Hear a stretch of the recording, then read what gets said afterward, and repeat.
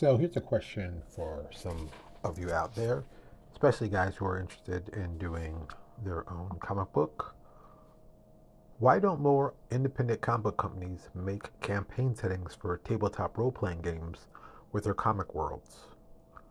I mean, it's a pretty simple idea, and talk about getting a fan base on like both ends. Because I see all these guys who do comic book settings and they have lots of books, they have lots of great art.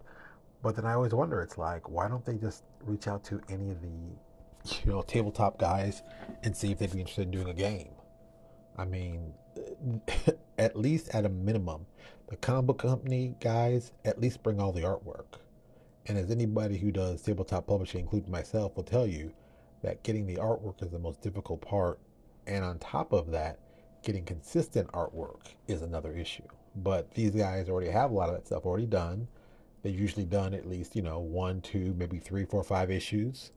So with all that artwork, they can do source books and put them out. And then, of course, if you need to do character designs of the main characters, that's always good for both the comic book company and the role playing game company. And if they're really smart about it, they do like a 50-50 split and see what they could do. Because, I mean, it's just really a win win for everybody. Most comic book companies want to get their stuff out to more people and are more than happy to do that. But for some reason, they just want to get to other comic book people. There are tons of role playing guys who read comic books too, or at one point did. So the crossover market is still there. And the potential to do some really cool stuff is really there. I mean, if you're doing a fantasy comic book, how in the world could you not want to reach out to one of these companies that are doing a fifth edition Dungeons and Dragons material? I mean, at the worst, what could happen? These guys get your stuff, it does really well, and you both make a ton of money. I mean, what's the downside with that? But maybe some people don't want to make a lot of money. Some people just want to complain about how there's no money in this industry. Maybe that's the focus.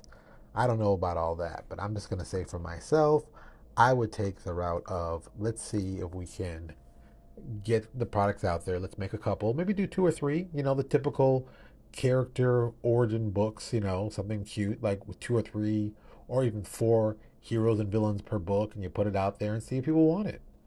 I mean, you pick a system that's already out there and well known. I mean, like D&D or Mutants and Masterminds, if you're going to do superheroes, why not? It doesn't cost you really anything. And best of all, if it works out, you now have another source of income that you didn't even plan on that's helping to spread your books out to more people. Better still, you have people who can now do your gaming side, and that can break out their card games and other stuff, but just it's a good start. But I don't see why people don't use this as a start. I don't get why they don't even attempt to do it. I mean, we did Amazing Universe, and I always knew us we were doing comic books. I mean, it might have started as role playing games, but we're definitely going to do comic books and try to do video games and movies and everything else. So, I mean, if you're at that stage, why not try it? What do you have to lose?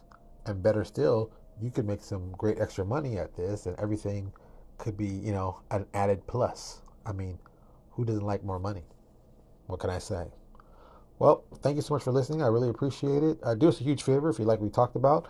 Click the button below with a thumbs up. If you don't like what we talked about, hey, click the thumbs down button. We're good either way. Thank you so much, and I will talk to you all later.